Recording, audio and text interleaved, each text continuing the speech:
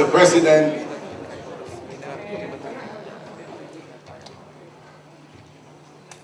Matthew, Vice President, distinguished guests, Rabbi Steinsaltz, dear ambassadors, members of the World Jewish Congress from 62 countries, dear friends, ladies and gentlemen. Indeed, as Ronald said, we know each other for many years, and I was always amazed at the amount of energy that you have invested in Jewish affairs in almost every aspect of life, of Jewish life, not just in the United States of America, but across the world. Your contribution, your dedication, and your involvement were always very, very significant for the well-being of the Jewish people. And I want to thank you on behalf of the State of Israel and the government of Israel for doing so. Thank you very much.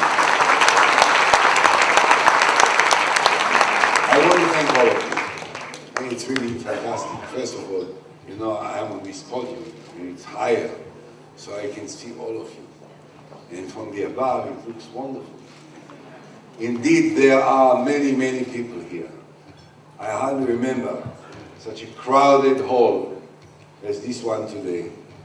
And I'm particularly proud of it because this is not a special, an unusual time. This is something rare in the life of our country. For the last 4 weeks, we have created something that was missing for many years in the life of the State of Israel. You know that we are a great country. In many ways, I believe, the greatest in the world.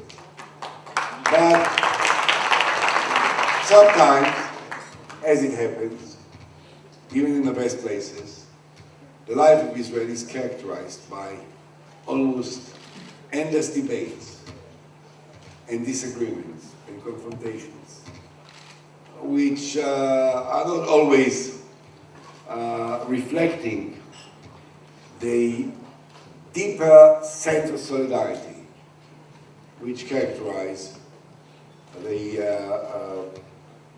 atmosphere of this country and the relations of these people. In the last month, there was something different. Suddenly, there emerged again a true and genuine sense of solidarity, unity, and national consensus of all the Israelis, from the north to the south.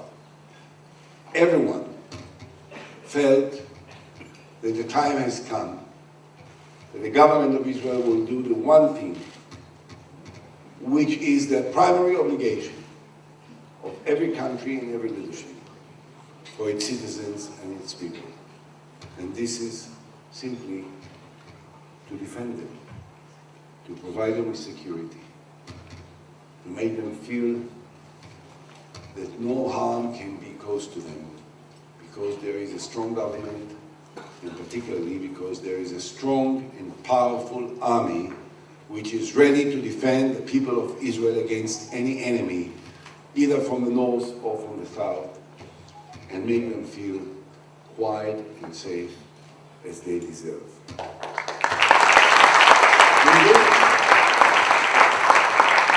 It took us a long time. Some wondered, some criticized, some were unhappy.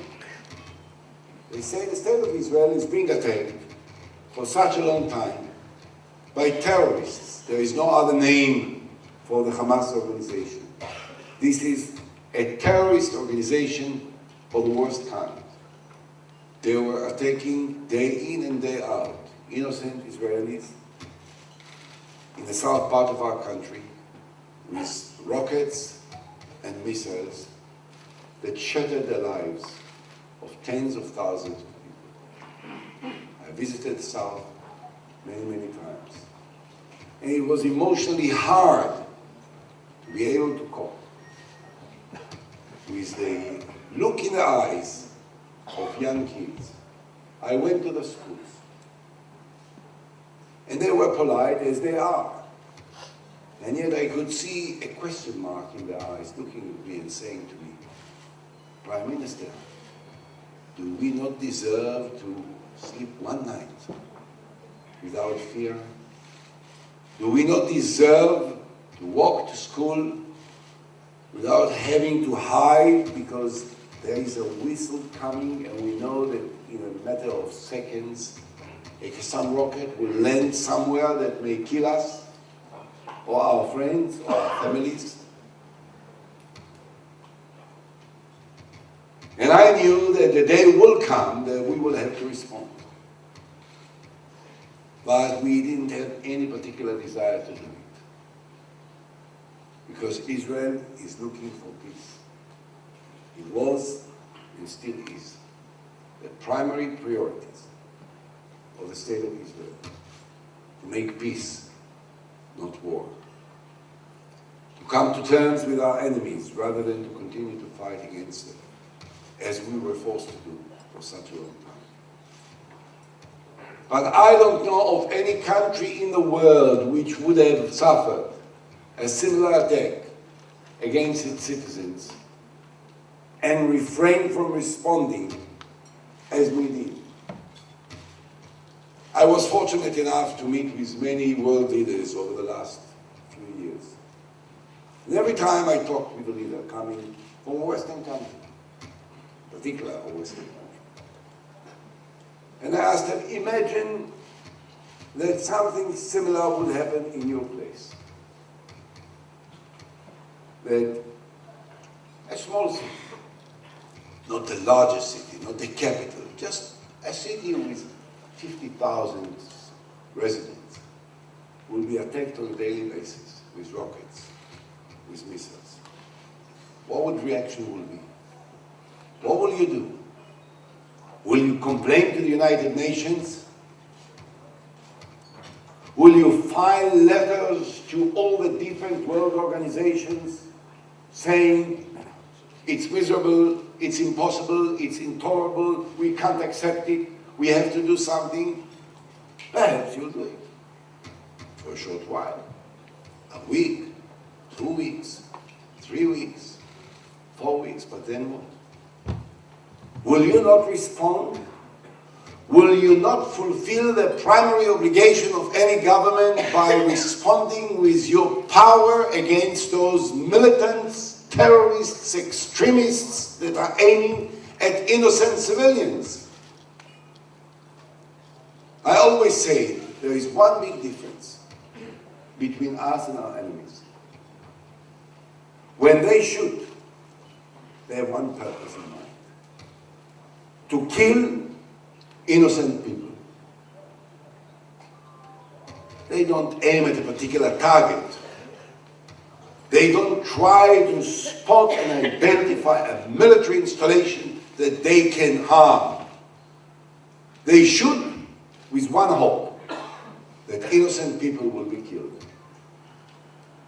When we retaliate, we take extraordinary precautions in order to avoid hitting unnecessarily uninvolved people.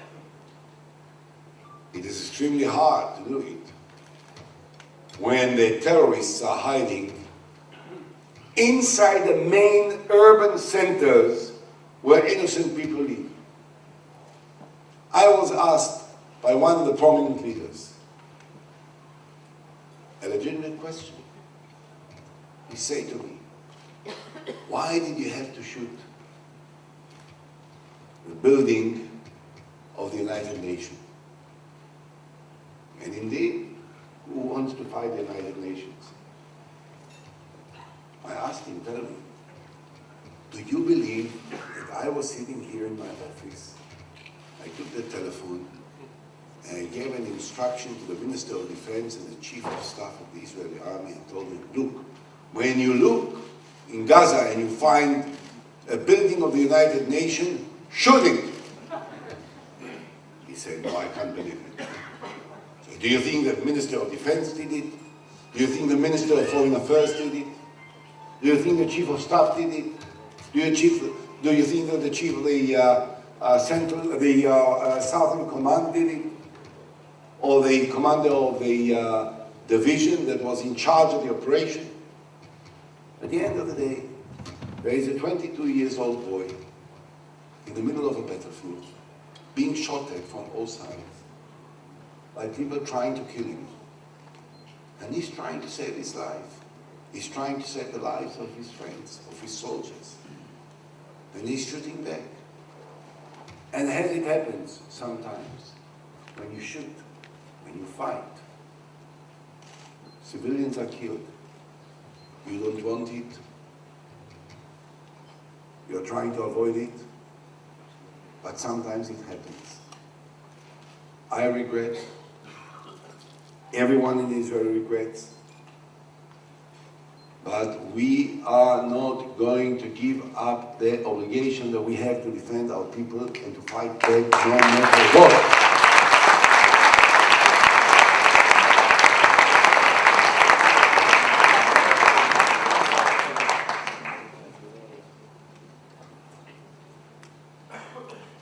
What we are trying to do is not to fight the Palestinian people. As it happened, the truth is that a few days before the Israeli attack in Gaza, which started with an aerial attack, I asked one of the most famous networks speaking in Arabic, El Arabiya, to come to my office to make an appeal to the people of Gaza. And I say to them in the most straightforward manner, I say, you are not our enemies. We have nothing against you. I'm sure that there are many people who live in Gaza who want precisely the same thing that we want our children. To wake up in the morning, to take them to school, to provide them with an opportunity to learn, to live quality life, to come back home, to live safely, even to watch television, to enjoy their life, and to have the joy that they deserve. I know that many of you are like us, but you are captives of a terrorist organization, which is an enemy of you just as much as they are enemy of ours. And while you are not prepared for whatever reason, perhaps you are unable to resist them, we can't afford to let it go as it was. We will have to respond. And we will respond. It didn't take a lot of time. I believe that what we did was essential, was fundamental, and if I may say, was successful. Carefully accomplished, in spite of all the information. It's true that when you enter a building, and this building is filled with explosives, and you have to fight against an enemy shooting at you from this building, then there is a likelihood that the building will explode, and if people there who are not involved remain there without running away, then they may become victims. Again, as I said, we regret it.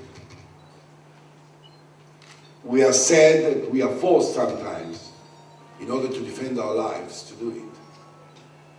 But we have to defend our life. And I think that there is a lesson that was taught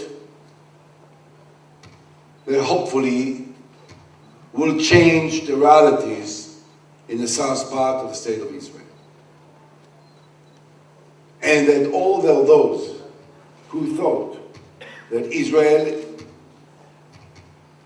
is afraid of using its military power, or that we hesitate, or that we will not have the courage to use our force in order to stop these terrorist attacks against our people, that they know now that we will not hesitate at any time in the future if anyone will try again, use all the power that we have, regardless of whatever complaints that may come from any side of the world, because what we do is precisely what any nation would have done in order to defend its soldiers and its citizens. I don't want to draw comparisons. I certainly don't want to draw comparisons. The difference, though, between us and most other countries is that when we fight, we don't fight thousands of miles away from our veterans. We don't attack countries which are far away from us. What we do is we respond to attacks coming from across the border, from neighbors that do not understand that to live in peace with the state of Israel is so much better and more useful than trying to fight and kill and shake the lives of so many people. For the time being, we have halted our operations. I hope we will not have to renew it. I have a good reason to think that not only the Egyptians and the Europeans, and naturally the Americans, are now joining forces with us in order to stop the smuggling of arms into Gaza and to prevent a continued use of weapons against our people, but that the Palestinians themselves in Gaza will reach the inevitable conclusion that it's better for them, not only for us, that it will be quiet, and that there will be, perhaps, a new beginning. And Israel will take part in this new beginning. We will not lead it because the Palestinians don't like us to patronize them, and we don't want to patronize them. But we will create all the necessary arrangements that will allow the Palestinians to rebuild Gaza with the assistance of Europeans and Americans and others, and the Arab countries, so that they will be able, hopefully, one day, to get rid of these terrorists and to impose a new style of life, first of all there, and subsequently also in their relations with the state of Israel. But if someone thinks that the policy of the state of Israel has changed with regard to the Palestinians, he is wrong. The first priority of our government was and still is to make peace with the Palestinians. We have invested more in trying to make peace with the Palestinians over the last 2 years, perhaps, in comparison, if I may say so, more than any government before us.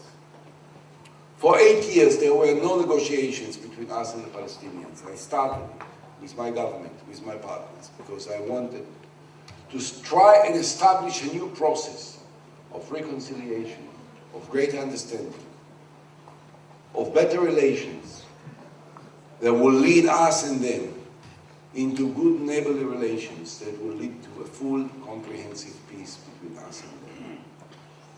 We are not that far away from each other.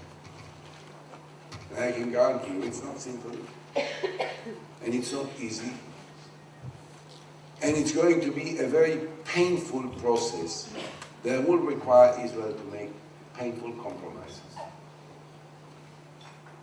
I know that there are many who are concerned, and I can understand.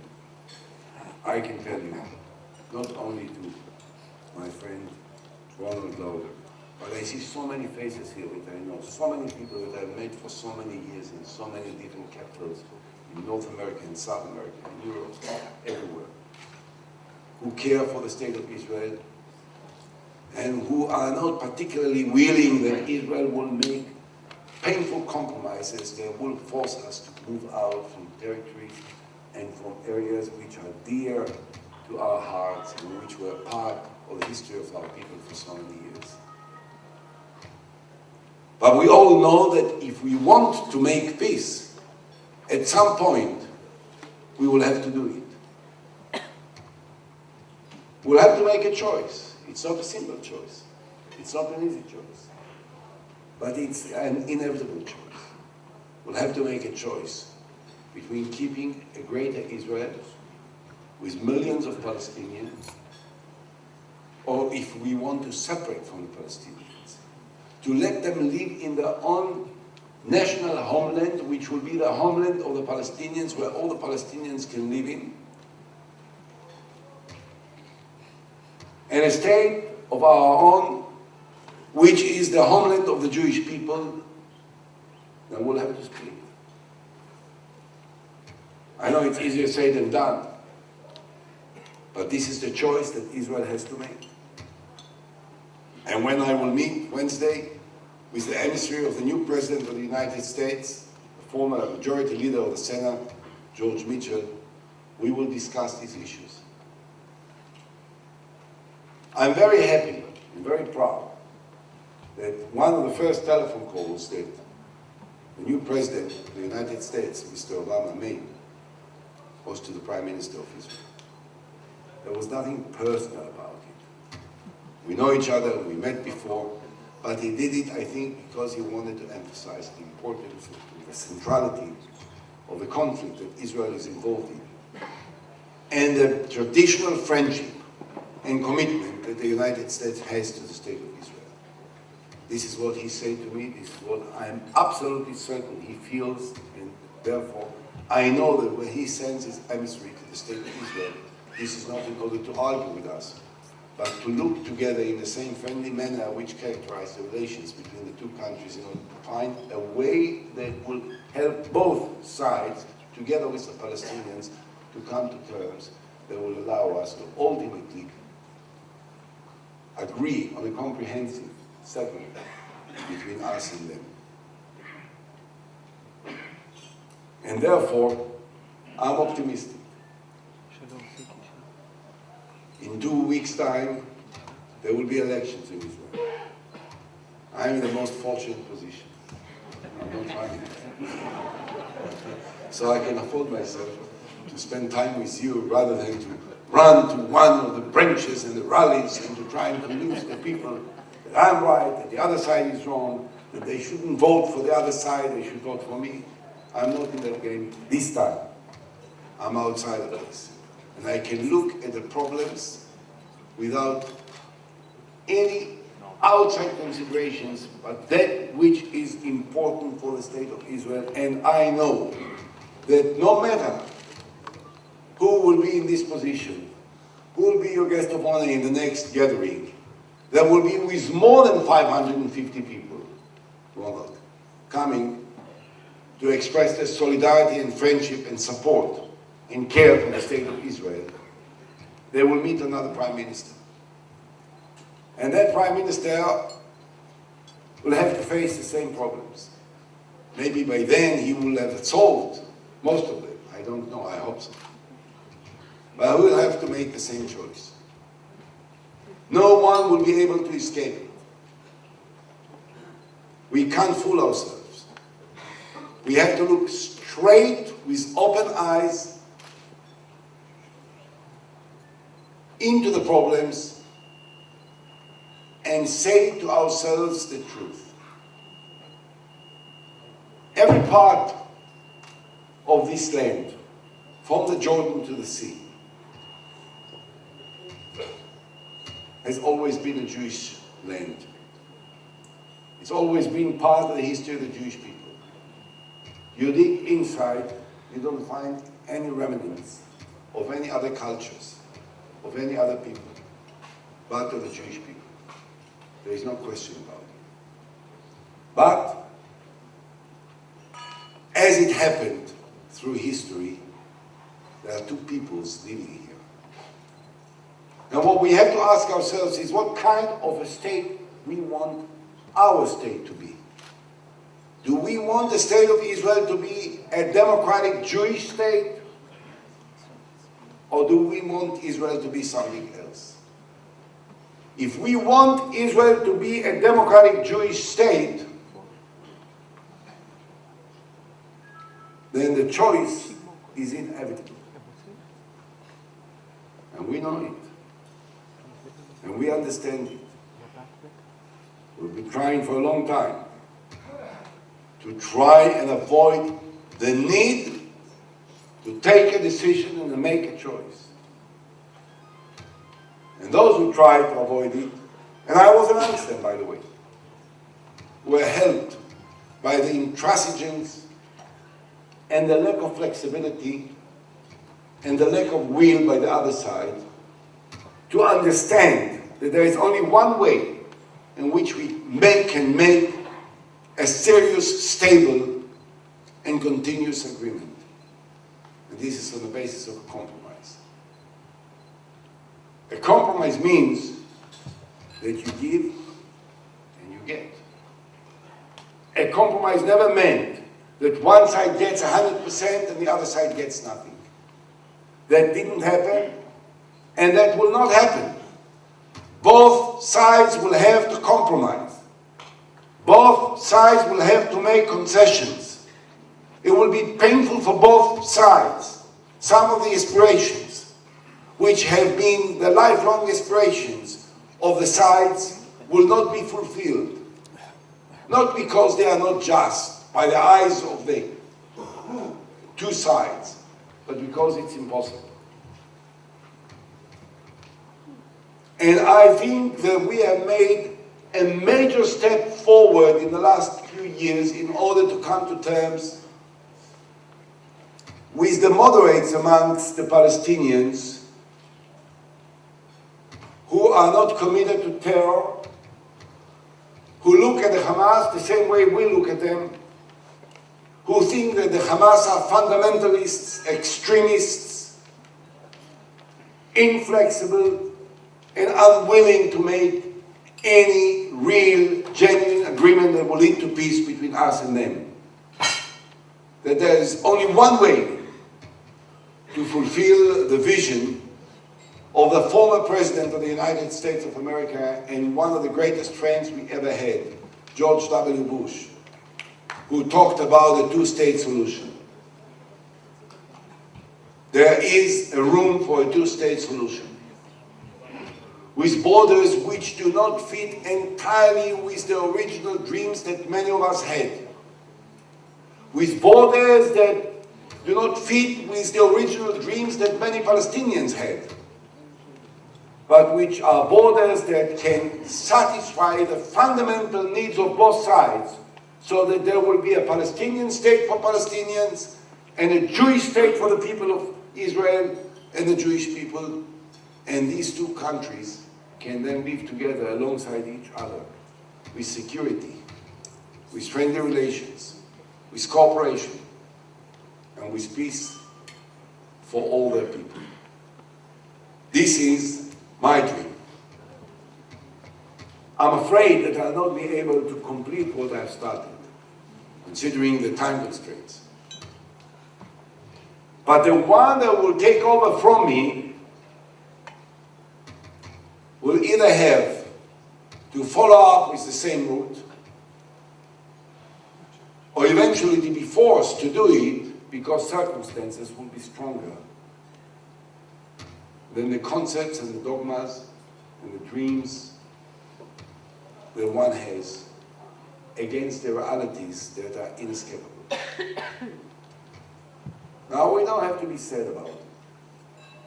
We have to be happy, because peace, at the end of the day, is a greater dream than anything that we can achieve by not making peace.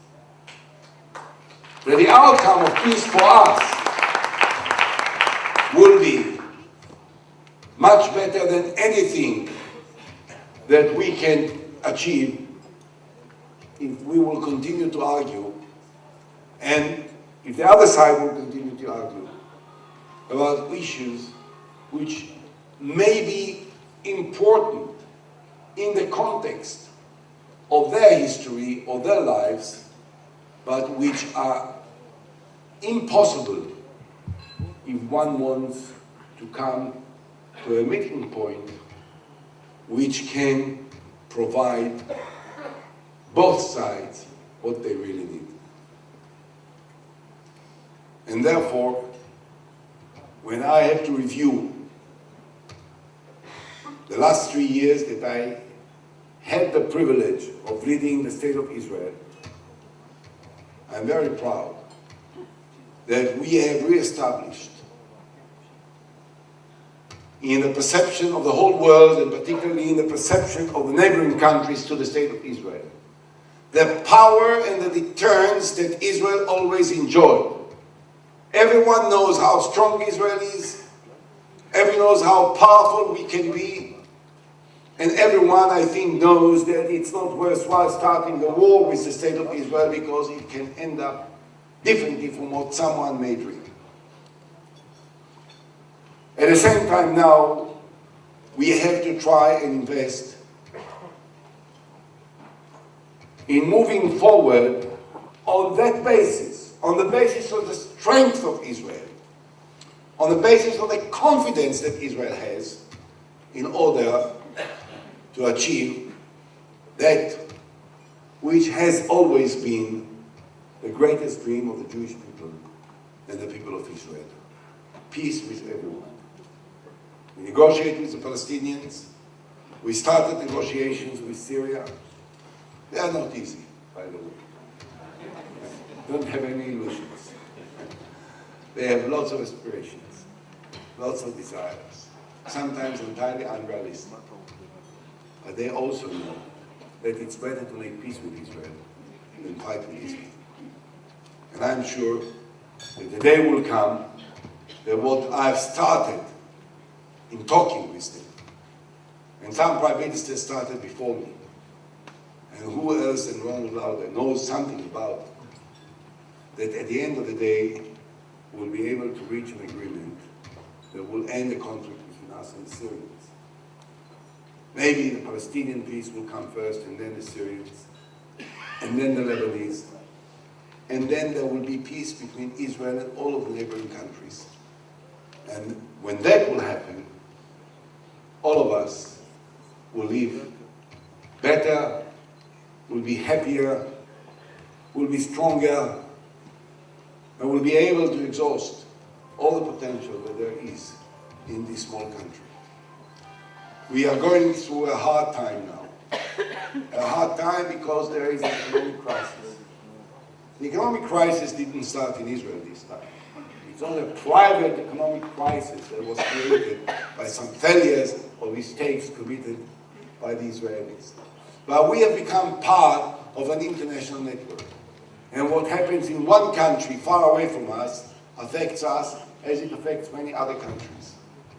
And we have to cope with it. And I think that when we look at the situation in Israel in this broader context, we know that in spite of the difficulties, we are doing quite well. When I look at the rate of employment in Israel, in spite of the crisis, still the rate of employment in Israel is the highest there was in the last 30 years. And we continue to export. And the Israeli banks are very stable, all of them. And the financial institutions of the State of Israel are working well, and we have created a certain balance that will hopefully continue to keep all of these institutes working well in order to protect the people that invested in them and help the Israeli industry and the business to continue to develop and prosper as they were prospering in the last few years. I'm afraid that the year 2009 will not be as successful as 2008. But 2008 in the State of Israel was characterized by a growth of 4.1%. Show me how many countries in the world grew, their economy grew 4.1% in the year 2008. I'm not sure that there were too many. Israel was one of them. And this is because we were careful, sometimes conservative, but sometimes to be conservative is a privilege rather than a failure. And we knew how to do it in order to protect the stability and the continuity of the growth of the Israeli economy.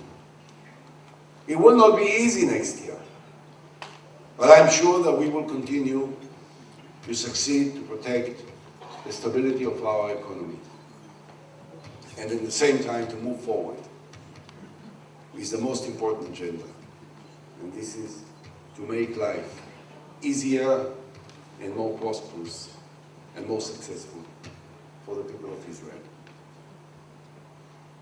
And if yesterday I got the first data of the new report of the National Insurance Institute of Israel, and it says that the number of people living below the poverty line has been reduced, and the number of families living below the poverty line has been reduced. In spite of all these constraints, in spite of the crisis, in spite of the difficulties, and I say, we are moving in the right direction. We will invest more in education, we will invest more in early childhood, we will invest more in children with difficulties, so that we will be able to provide the adequate answers not only to the security problems of Israel, but to the well-being of the Israeli society. And I know that when we will have to do all of these, we have one big, powerful, committed ally in almost every corner of the world. The Jewish people, you. Because I know that wherever you live, while you are absolutely loyal and committed to the countries you live in, there is one spot in your heart which always reminds you that there is another place which you are committed to, which you care for, which you love, which you are ready to invest in, which you are ready to protect, which you want to show your solidarity with without any limits whatsoever, because this is part of you. This is the nature of the relations between you and the State of Israel, and this is one of the most important and significant sources of the power of the State of Israel and the Jewish people. We know at all times, in good times as well as in difficult times, that on top of all the people that live here, there are many people across the world that care for us, that love us, that are ready to do everything in their power in order to make sure that the State of Israel will continue to be safe, protected, and successful. And for this, Mr. President, members of the Presidency, members of the World Jewish Congress, I want to take this opportunity to thank all of you. On behalf of the people of Israel, on behalf of the government of Israel, thank God we have you. And I can say, thank God you have us. Thank you very much.